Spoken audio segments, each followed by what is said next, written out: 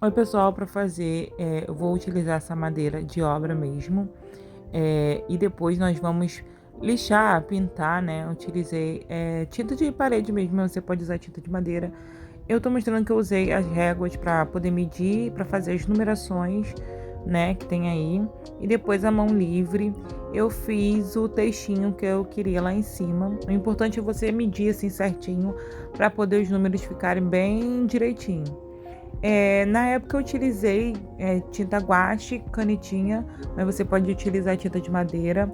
Passei uma borracha para clarear e fui pintando tudinho delicadamente. Depois eu fiz o destaque, né, no dia 24, no dia 25, e o resto dos números eu pintei de preto para poder diferenciar. Depois eu fiz esse contorno no Feliz Natal para poder ficar um pouquinho mais bonito, mais delicado.